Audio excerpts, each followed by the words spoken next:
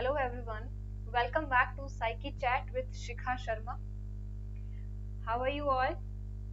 I hope you all are doing good. So today is our sixth video of this particular chapter, and we have almost done with our chapter. Yes, that is true. I think it will take tomorrow's class only, and tomorrow, like within this week till Friday, I'll be finishing the chapter, and then on Monday I'll be discussing what the question bank. Fine. और Monday की जो class होगी that might be little लेंदी, और अभी मतलब है कि हम फ्राइडे तक कंप्लीट कर लेंगे. And on Saturday and Sunday what is your homework? You need to revise the whole chapter, at least उसका एक ओवरव्यू जरूर ले लेना. अगर आप डायरेक्टली जो क्वेश्चन बैंक है उसकी क्लास देखेंगे तो फिर आपको कुछ समझ नहीं आएगा. You might get confused.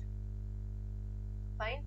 So better होगा कि आप एक ओवरव्यू ले लें और आप जो है एक बारी चैप्टर को रिवाइज कर लें. अगर पूरा पढ़ पाते हैं तो बहुत अच्छी बात है, अगर पूरा नहीं पढ़ पाते हैं तब भी जितना कर पाते हैं उतना करें. Got it? Okay. So can we start with the class now? All right. Excuse me, please. Yeah.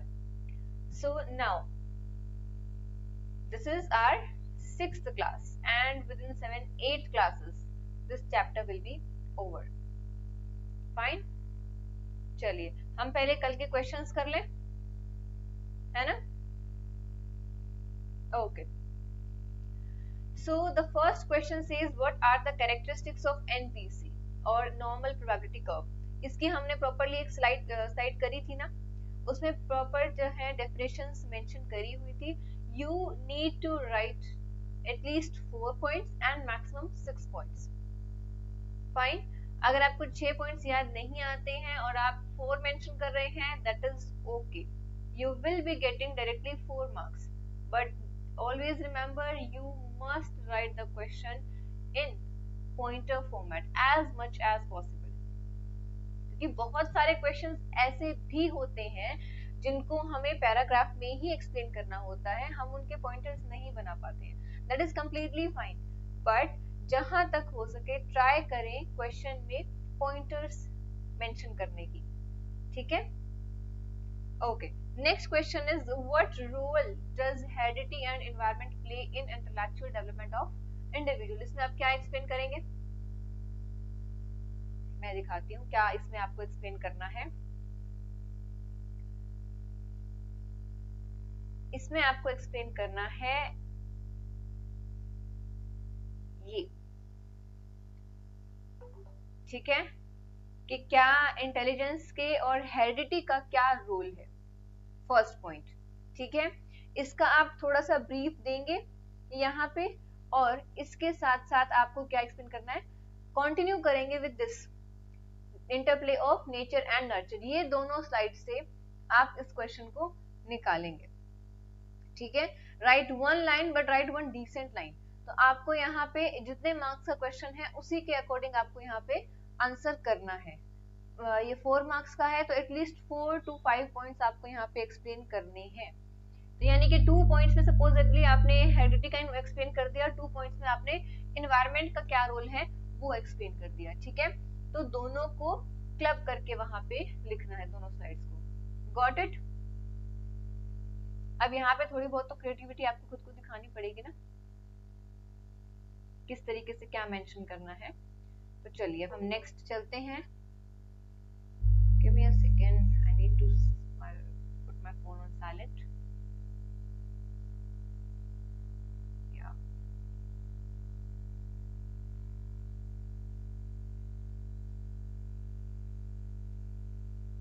Okay. So now let's move ahead. Today's slide, first slide says what?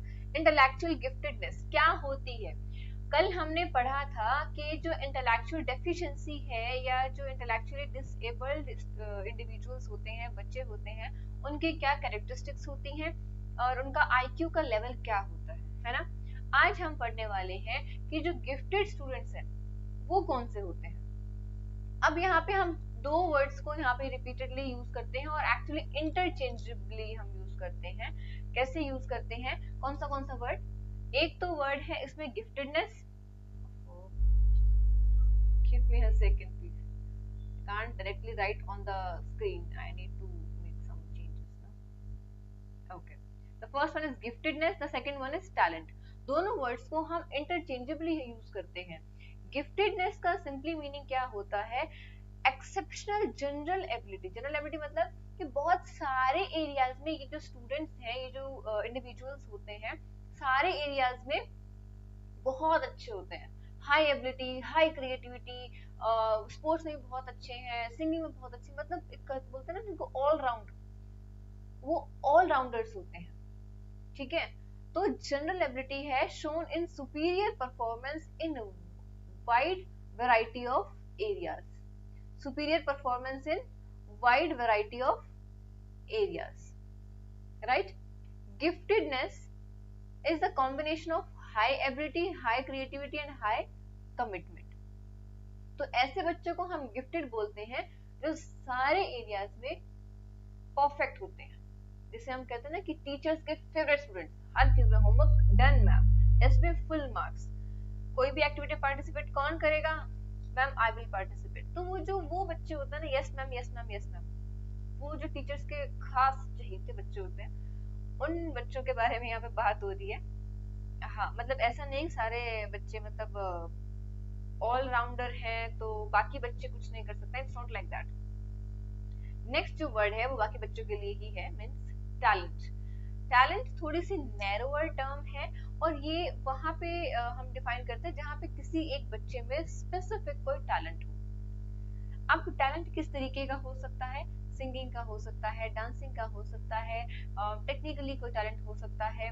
तो इस तरीके की किसी भी फील्ड में जो बच्चा बहुत अच्छा कर रहा है बट एक पर्टिकुलर फील्ड में कर रहा है, वो हर एक चीज में अच्छा नहीं है, बाकी चीजों में एवरेज है, बट एक उसके अंदर टैलेंट है। जैसे एमएस धोनी, धोनी की अगर हम बात करें तो वो क्रिकेट में बहुत अच्छे हैं, लेकिन क्या वो हर एक फील्ड में अच्छे रहे हैं, नहीं।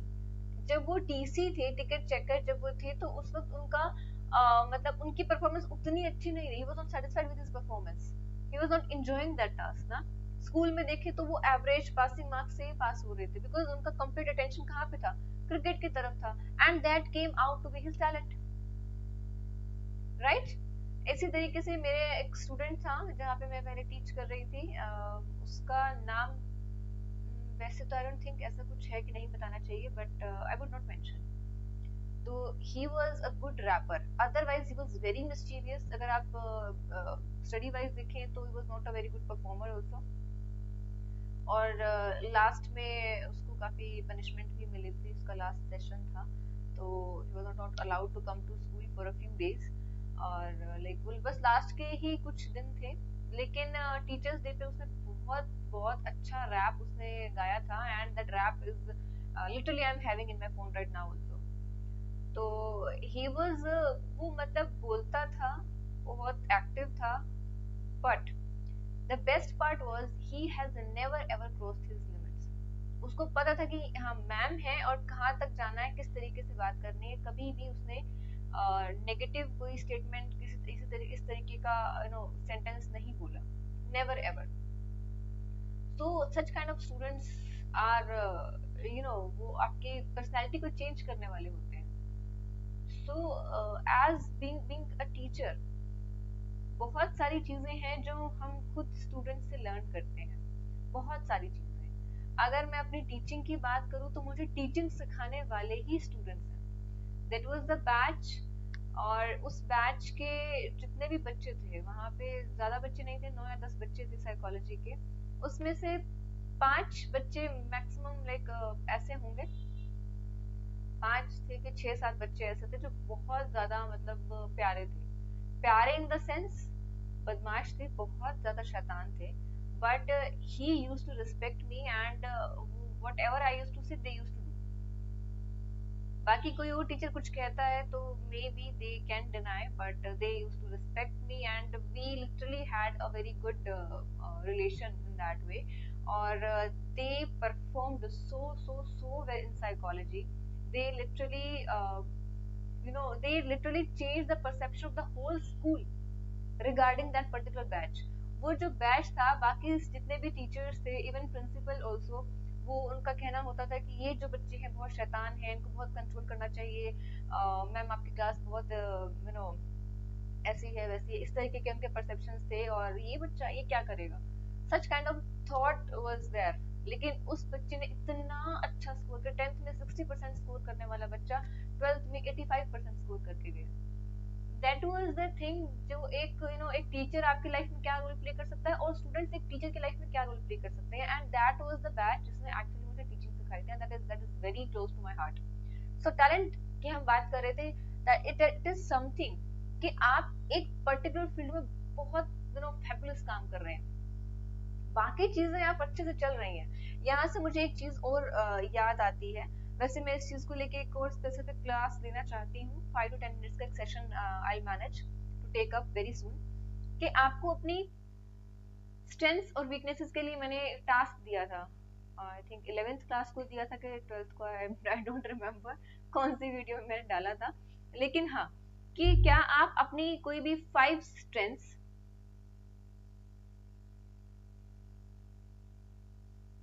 एंड 5 वीकनेसेस बता सकते हैं. सी, ये तो आपको आइडेंटिफाई करनी ही पड़ेंगी, वीकनेसेस क्या है और आपकी स्ट्रेंथ्स क्या है. अब आपके लिए एक इम्पॉर्टेंट जो क्वेश्चन है वो ये है कि आपको अगर अपनी स्ट्रेंथ्स पता है, आपको अपनी वीकनेसेस पता है, तो आप किस चीज पे काम करना पसंद करेंगे, अपनी स्ट्रेंथ्स पे या फिर अपनी वीकनेसेस पे. I want to answer this question right now, लेकिन I actually will not. I wait for your comments. Do comment and tell कि आप अपनी स्ट्रेंथ्स पे काम करेंगे या अपनी वीकनेसेस पे काम करेंगे, और अगर जिस पे भी करेंगे तो मतलब ऐसा क्यों, क्या स्पेसिफिक रीजन है, स्ट्रेंथ्स पे क्यों और वीकनेसेस पे क्यों. If you can explain or if you want to participate in the discussion, then please do comment and tell me the answer for this question. Fine, but उसके पहले identify these points, 5 strengths and 5 weaknesses आपको identify करनी है, और उसके बाद ही हम बता पाएंगे ना कि हमें strength पे काम करना चाहिए कि weaknesses पे. तो by next week, क्योंकि next week जो है हमारा chapter start हो जाएगा next, that is about self and personality. तो उसी चैप्टर में मैं आपको बताऊंगी कि आपको स्ट्रेंथ पे काम करना चाहिए या फिर वीकनेसेस पे. Alright, till the time keep watching and do commenting. Fine, चलिए. ओके, एक और यहाँ पे पॉइंट है जो इम्पोर्टेंट है.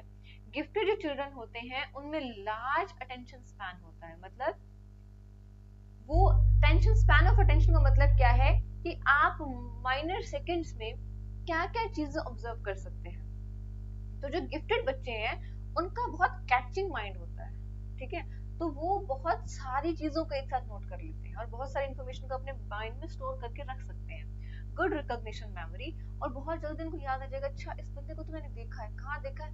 They are able to recall. हमारे साथ क्या होता है कि कहीं तो देखा है यार, देखा देखा सा लग तो रहा है, कहाँ देखा याद नहीं आ रहा, होता है ना.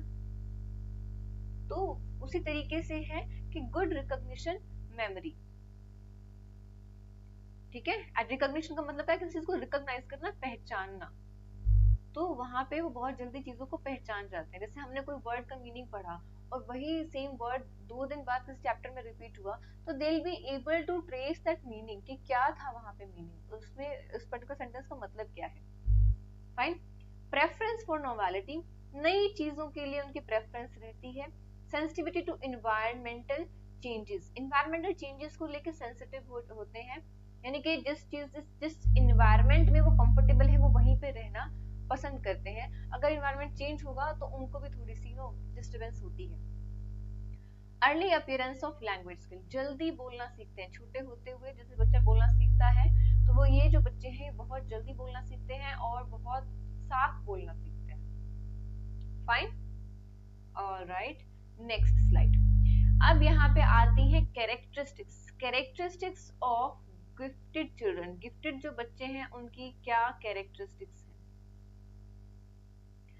सबसे पहले advanced logical thinking, questioning and problem solving behaviour. उनका बिहेवियर ही ऐसा है, क्लास में कोई ट्रबल हुई, आप आपस में झगड़ते रह जाएंगे और ये जो बच्चे हैं ये सोचेंगे उस प्रॉब्लम का सॉल्यूशन क्या हो सकता है। They are more problem solvers. Fine. Logical thinking वाले होते हैं, मतलब इमोशनली बातें कम करते हैं, लॉजिकली सोचते हैं कि क्या सर्कमस्टांसेस हैं एंड ऑल। क्वेश्चनिंग करते हैं क्लास में, क्या हो रहा है, क्यों हो रहा है, किस लिए हो रहा है, everything. High speed in processing information को प्रोसेस करने में हाई स्पीड रहती है, मींस बहुत जल्दी चीजों को आज बताया था कि लार्ज स्पैन ऑफ अटेंशन है, मतलब बहुत जल्दी उसको प्रोसेस करते हैं। टीचर ने एक बार एक्सप्लेन किया और उनको माइंड में स्टोर हो गया। Superior generalisation and discrimination ability. दो सिमिलर स्टिमुलस के बीच, जैसे हमने लेसन 6 में किया था, क्लास 11th में लर्निंग में किया था, जनरलाइजेशन क्या होता है, डिस्क्रिमिनेशन क्या होता है। यानी कि इनिशियली क्या होता है, जो डॉग है, जो एनिमल है, उसके लिए सारी बेल एक जैसी होती है, बट धीरे धीरे करके क्या होता है, वो बता सकता है कि इसी बेल के बाद खाना मिलेगा, बाकी किसी और बेल के बाद खाना नहीं मिलेगा। Are you able to recall that particular experiment? तो वही चीजें हैं, सुपीरियर जनरलाइजेशन एंड डिस्क्रिमिनेशन। तो बहुत जो कॉमन से दिखने वाली चीजें, सिमिलर से दिखने वाली जो चीजें होती हैं या कॉन्सेप्ट होते हैं, उनमें डिस्क्रिमिनेशन करना भी जानते हैं, और किस चीज से क्या चीज को रिलेट करना है, जनरलाइजेशन कैसे करनी है, वो भी जानते हैं। जैसे ऐसा हुआ है, कोई भी आप टीवी में देखते हैं 2-3 कैरेक्टर्स को और वो आपको लगते हैं बड़े सिमिलर से हैं, होता है ना ऐसा।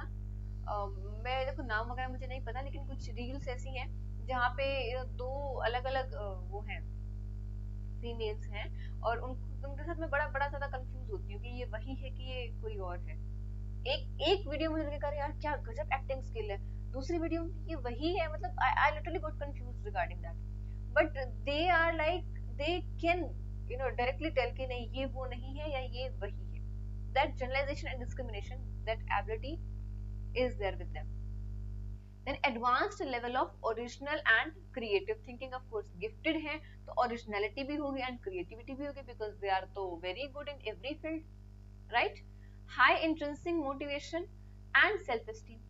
High intrinsic motivation का मतलब क्या है, अंदर से जो मोटिवेशन आती है कि मुझे ये चीज करनी ही है, वो मोटिवेशन बहुत उनकी हाई है, उनको फिर किसी मोटिवेशनल स्पीकर की वीडियो देखने की जरूरत नहीं पड़ती है, they are highly motivated by themselves only.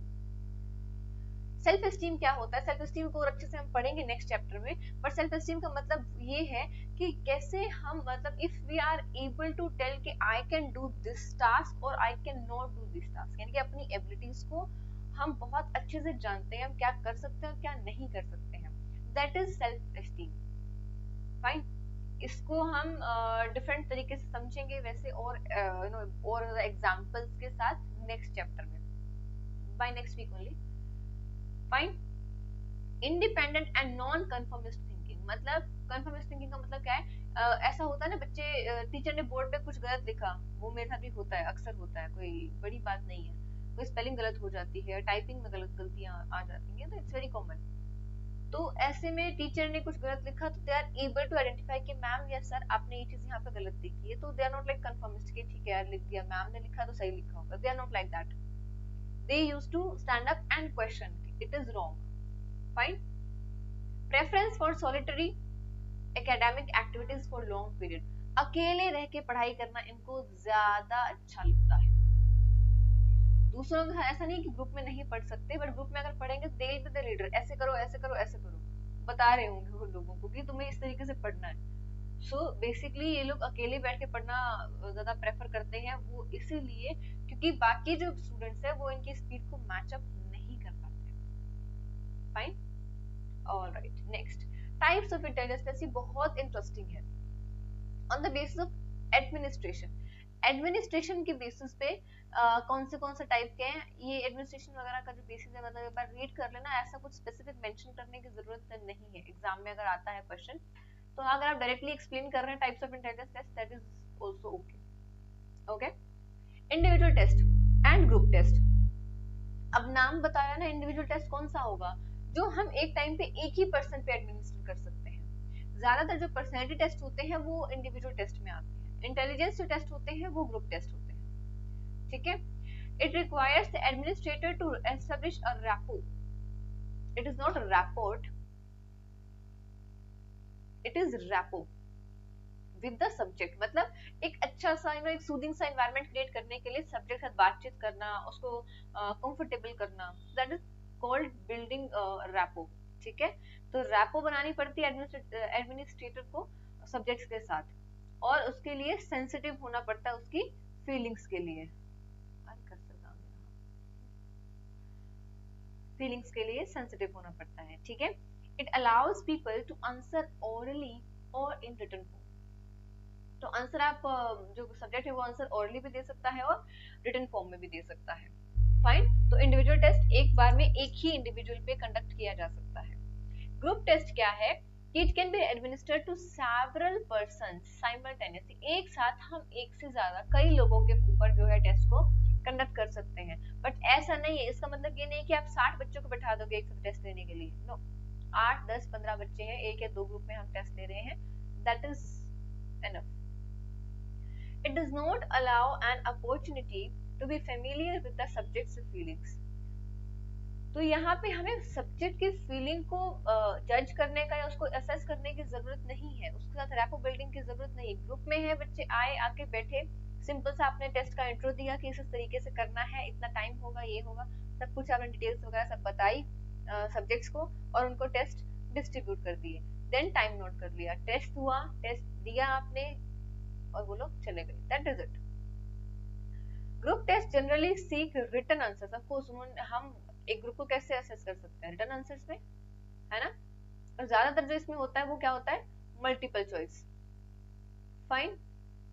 Multiple choice के ज्यादा फॉर्मेट में क्वेश्चंस होते हैं, बट ऐसा नहीं है, आप जो है ऐसे टाइप वाले जो क्वेश्चंस होते हैं उसमें भी आप टेस्ट कंडक्ट कर सकते हैं, राइट।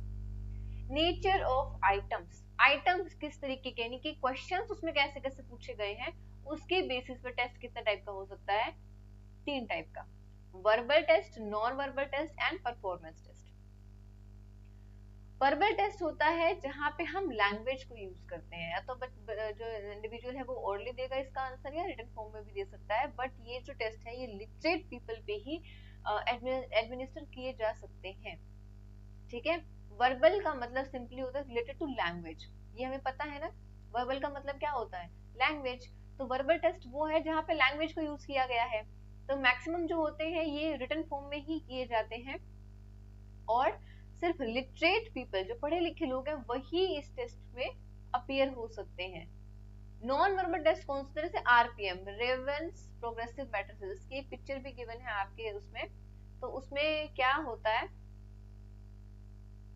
आरपीएम जो टेस्ट है उसमें क्या होता है, जैसे एक पैटर्न दिया हुआ है, पैटर्न में से एक मिसिंग ब्लॉक है, अब आपके पास ऑप्शंस गिवन है कि वहां पे कौन सा जो पैटर्न को कंप्लीट करेगा, कौन सा ब्लॉक फिट आएगा। इस तरीके का टेस्ट होता है जैसे नॉर्मल हम रीजनिंग में करते होते हैं, पिक्चर बेस्ड रीजनिंग वाले क्वेश्चंस नहीं होते हैं, बिल्कुल वैसे ही होता है नॉन वर्बल टेस्ट, जहाँ पे लैंग्वेज की का यूज नहीं होता है, और जो इलिटरेट पीपल हैं, जो बिना पढ़े लिखे लोग हैं, अनपढ़ लोग हैं, वो भी इस टेस्ट को बहुत आराम से बहुत इजीली कर सकते हैं, fine. Next is performance test. Performance test क्या होता है, requires subject to manipulate objects and other material to perform a task.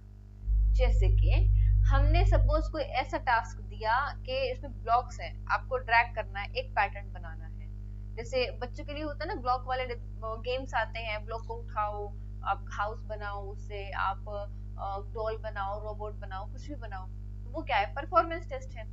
उसी टाइप के टेस्ट हो सकते हैं, उसी पैटर्न पे हो सकते हैं, वो ब्लॉक छोटे हो सकते हैं, बड़े हो सकते हैं, या पजल गेम हो गए, मतलब एक तरीके से। तो उस टाइप के जो गेम्स होते हैं, उस टाइप के जो एक्टिविटीज होते हैं, उनको हम परफॉर्मेंस एक्टिविटीज बोलते हैं, ठीक है। ऑफ कोर्स साइकोलॉजी में हम पजल गेम नहीं ला सकते हैं, लेकिन अगर आप चाहें तब बच्चे को जज करना चाहते हैं, आप देखना चाहते हैं कि बच्चा क्या कर सकता है, क्या नहीं कर सकता है, तो वहां पे आप परफॉर्मेंस टेस्ट को यूज करते हैं, और ये ऑफ कोर्स लैंग्वेज की इसमें जरूरत नहीं होती है, और इसमें कोई आंसर लिखना नहीं होता है, इवन ऑरली भी आपको कुछ भी नहीं बोलना होता है, आपको सिर्फ जो टास्क दिया गया है वो परफॉर्म करना होता है। फाइन। नॉन वर्बल में पेपर पेंसिल होगी, आप उसमें टिक करेंगे वो, क्योंकि वो इस तरीके से वो पिक्चर्स टाइप का कुछ टेस्ट है कि पिक्चर्स गिवन है उसमें। परफॉर्मेंस में आप कोई टास्क कर रहे हैं, परफॉर्म कर रहे हैं, कुछ काम कर रहे हैं। Got it? Next, culture biased test, culturally biased और कल्चर फेयर टेस्ट। अब देखो, एक टेस्ट जो हमने अमेरिका में डेवलप किया हो, क्या वो इंडिया में यूज हो सकता है? नहीं हो सकता। इंडिया में इतने सारे कल्चर्स हैं, कैसे एप्लीकेबल होगा? America is completely different. जो टेस्ट हमने साउथ इंडिया में बनाया है वो हम नॉर्दर्न इंडिया में एस्टेब्लिश कर सकते हैं, यूज कर सकते हैं? Not actually.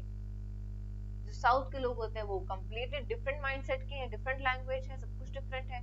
जो नॉर्थ साइड के लोग हैं वो बिल्कुल डिफरेंट है। How is that possible? तो कल्चर बायस्ड टेस्ट वो है जो किसी एक अप्रोप्रिएट कल्चर के लिए बनाया गया है। किसी भी अप्रोप्रिएट मतलब क्या, लेकिन किसी पर्टिकुलर कल्चर के लिए बनाया गया है, और आप उस टेस्ट को अप्रोप्रिएट कल्चर पे ही अप्लाई कर सकते हो, जो सिमिलर कल्चर हो उसी पे अप्लाई कर सकते हो। फाइन। जैसे कि यूपी में बनाया गया टेस्ट आप हरियाणा या पंजाब तक यूज कर सकते हो, लेकिन केरला में यूज नहीं कर सकते, या जो हमारे नॉर्थ ईस्ट की स्टेट्स है वहां पे भी आप यूज नहीं कर सकते। Got it? All right. So culturally biased tests, many intelligence tests show a bias to the culture in which they are developed. It means that the test can be applied in one culture for appropriate results, but cannot be applied in other cultures. Got it? Culture fair test. अब ऐसा भी तो हो सकता है, अब suppose जो हमने पजल्स बनानी है, तो पजल्स क्या सिर्फ इंडिया में यूज हो सकते हैं, क्या अमेरिका में यूज नहीं हो सकते? हो सकती है, क्यों नहीं हो सकती? बिल्कुल हो सकती है। वैसे ही नॉर्दर्न इंडिया में हो सकती है, क्या साउदर्न इंडिया में नहीं हो सकती? हो सकती है। तो ये जो परफॉर्मेंस टेस्ट होते हैं या नॉन वर्बल जो टेस्ट होते हैं, वो मैक्सिमम ऐसे होते हैं जो कल्चरली बायस्ड नहीं है। ठीक है, अब हम इसको रीड करते हैं। A culture that a test that does not discriminate against individuals belonging to different cultures, अलग अलग कल्चर से बिलोंग करने वाले जो इंडिविजुअल्स हैं, उनमें जो टेस्ट डिस्क्रिमिनेट नहीं करता, भेदभाव नहीं करता, वो टेस्ट है culture fair test. In such test items are constructed in a manner but they assess experiences common to all cultures। इस तरह के जो टेस्ट हैं, वो जो आइटम्स और इस तरीके से उनके आइटम्स बनाए गए हैं जो सारे कल्चर्स में कॉमन हो। फाइन। मैक्सिमम जो non verbal and performance test है, दे हेल्प टू रिड्यूस और in reducing cultural biases. Cultural bias को कम करने का काम कौन करता है? कौन सा test? Non verbal and performance test. Fine. चलिए, हमारी 2 ही स्लाइड बाकी रह गई है, ये हम फटाफट से करते हैं and that is it for today. और इसके बाद कल की जो क्लास होगी वो इस चैप्टर की लास्ट क्लास होगी। Last in the sense chapter finish हो जाएगा। मंडे को हम सिर्फ इसके क्वेश्चंस डिस्कस करेंगे। As I promised, question bank हम डिस्कस करेंगे ऑन मंडे। All right. चलिए, some misuse of intelligence test. अब इंटेलिजेंस टेस्ट है तो इनके मिसयूज भी तो हो सकते हैं ना। जरूरी तो नहीं है ना कि सारी जो चीजें हैं वो पॉजिटिव ही, हर एक चीज में कोई ना कोई नेगेटिव पार्ट होता ही होता है, राइट? क्या नेगेटिव है या क्या मिसयूजेस हैं, किस तरीके से इंटेलिजेंस टेस्ट कैसे मिसयूज हो सकता है, आइए देखते हैं। Poor performance of a test में attach a stigma to children and thereby adversely affect their performance and self respect। अगर किसी बच्चे ने इंटेलिजेंस टेस्ट में अच्छा परफॉर्म नहीं किया, उसका स्कोर अच्छा नहीं आया, अगर इंटेलिजेंस टेस्ट ने बोला कि आईक्यू लो है, तो बच्चे की परफॉर्मेंस पे या उसकी पर्सनैलिटी पे इसका इफेक्ट नहीं पड़ेगा? डेफिनेटली पड़ेगा, होगा ना। The test may invite discriminating practice from parents, teachers and elders in the society। वैसे डिस्क्रिमिनेशन तो अदरवाइज भी होता ही है, पेरेंट्स भी उसी बच्चे को पसंद करते हैं जो बच्चा हाँ जी मम्मा हाँ जी पापा करता है, एंड सेम विद टीचर्स। ये सोसाइटी की बस मेंटेलिटी की थोड़ी सी बात है, but nothing wrong about it and but nothing right also. चल रहा है, चल रहा है। ओके, तो अगर टेस्ट में आईक्यू का स्कोर अच्छा नहीं आया है या बहुत अच्छा आया है, दोनों ही केसेस में डिस्क्रिमिनेशन होने के चांसेस हैं। आईक्यू स्कोर अच्छा आ गया और क्लास में परफॉर्मेंस अच्छी नहीं आ रही है, उसका क्या रीजन है? कहाँ पे चीटिंग कर रहे हो तुम? आईक्यू लो है, क्लास परफॉर्मेंस बहुत अच्छी है, अरे वैसे तो तू बड़ा इंटेलिजेंट बनता है, आईक्यू स्कोर तेरा है ही नहीं कुछ। Anyhow they have to discriminate, right? But हाँ, इंटेलिजेंस टेस्ट जो है वो उसको थोड़ा सा और फोर्सफुल बना देते हैं। Intelligence test do not capture creative potentialities. Of course आपके आईक्यू है और आईक्यू का और क्रिएटिविटी का कोई क्या रिलेशन है, ये हम कल पढ़ेंगे, कल डिस्कस करेंगे, इसका पूरा प्रॉपर स्लाइड है, तो इसको हम कल डिस्कस करेंगे। अब प्रैक्टिकल साइड क्या है इंटेलिजेंस की, यानी कि बच्चे का आईक्यू तो बहुत अच्छा है लेकिन उसकी ग्राउंड पे रियलिटी क्या है, ग्राउंड पे वो कितना अच्छा परफॉर्म कर पा रहा है, ये तो हम नहीं बता सकते ना। तो ये मिसयूज हुआ कि आप क्रिएटिविटी को नहीं आपको वो कर सकते हो, जज नहीं कर सकते हो, नेगेटिव पॉइंट है। Some intelligence tests can be biased towards some particular section of the society, so may underestimate other sections। मतलब क्या हुआ इस चीज का कि कुछ इंटेलिजेंस टेस्ट ऐसे भी होते हैं जो कि बाकी सोसाइटीज को जज नहीं करते, ठीक है? यानी कि सपोज जो ट्राइबल एरियाज हैं, हमारे इंडिया में बहुत सारे ट्राइब्स रहते हैं, इंटेलिजेंस टेस्ट क्या उनके इंटेलिजेंस को मेजर कर सकते हैं? नहीं कर सकते। ये टेस्ट जो थोड़ा सा अच्छे एरियाज में रहते हैं, अच्छे इन द सेंस जो विलेज जो कॉलोनीज में रहते हैं, जो उस तरीके के शहरों वाले टाइप के एरियाज में रहते हैं, उन लोगों के लिए तो हम टेस्ट इनको यूज कर सकते हैं। Anyhow we can make them understand कि ये टेस्ट इस तरीके से है, ऐसे हमें यूज करना है। बट जो लोग ट्राइब से हैं, उनकी लैंग्वेज अलग है, उनका रहने सहने का सब सब सब कुछ अलग है, क्या हम उनको जज कर सकते हैं, उनको असेस कर सकते हैं? नो। तो हमें क्या लगता है कि इनको कुछ आता ही नहीं है, तो टू सम एक्सटेंट वहां पे अंडर एस्टिमेशन है for some particular types of tribal areas, और कुछ जो पर्टिकुलर सेक्शंस हैं सोसाइटी के, उनको हम अंडर एस्टिमेट कर देते हैं और कुछ और सेक्शंस को हम ओवर एस्टिमेट कर देते हैं, right? All right. Intelligence testing in India, India में जो इंटेलिजेंस टेस्टिंग है ये बताना है बस इसमें हमें कि कौन से टेस्ट हैं इंपॉर्टेंट हैं, जिन्हें कि उसमें एक बॉक्स बनाया हुआ है, उसमें जितने आपको टेस्ट याद हो रहे हैं 5 6 7 उतना आप लर्न कर ले, दैट इज इट। उसको आप रीड करेंगे तो उसमें भी वही चीज एक्सप्लेन करी हुई है, उसको अलग से करने की जरूरत नहीं है।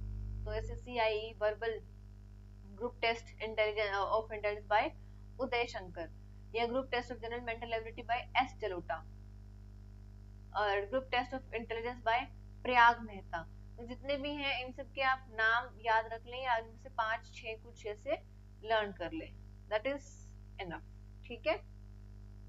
Okay, that is it for today. आज के क्वेश्चंस को हम डिस्कस कर लेते हैं। First question, how would you able to find any gifted child, कैसे आप पता लगाएंगे गिफ्टेड चाइल्ड का? 4 मार्क्स में आपको एक्सप्लेन करना है। Next question is explain different types of intelligence test, अलग अलग टाइप्स ऑफ इंटेलिजेंस टेस्ट को बताना है, उनको एक्सप्लेन करना है for 6 marks. Third point, is there any drawback using intelligence test, explain क्या ड्रॉबैक है इंटेलिजेंस टेस्ट को यूज करने का, है भी कि नहीं, उसको आपको एक्सप्लेन करना है। That is it for today. You can answer these questions either on the Telegram channel Psyche Chat with Shikha. The link is given in the description, or what? Or in the comment section. So do answer and participate in the discussion. उससे आपको और अच्छा सीखने को मिलेगा, है ना? Okay, and अगर कोई भी डाउट है, आपको चैप्टर को रिवाइज करना है, रीड करना है, कहीं पे भी कोई भी डाउट आता है, तो आप किसी भी तरीके से मेरे पास टेलीग्राम पे मैसेज कर सकते हैं। मींस कि आप फोटोग्राफ क्लिक करके भेज सकते हैं that ma'am define this word, define this, means anything, fine. आप कुछ भी करके, जैसे भी आपको डाउट आ रहा है कि क्या लाइन है मैम, इसका मीनिंग क्या है, या फिर कोई पॉइंट आपको समझ नहीं आया है, can you explain once again. So any doubt if you are having, छोटा से छोटा डाउट भी आप वहाँ पे क्लियर कर सकते हैं। या अगर ऐसा भी हुआ है कि मैंने कुछ और बोला है, बुक कुछ और कह रही है, वहां पे अगर आपको कंट्राडिक्शन फील हो रहा है, then also you can send me a text. Fine, that's it for today. Thank you so much. Take care, keep studying. Bye bye.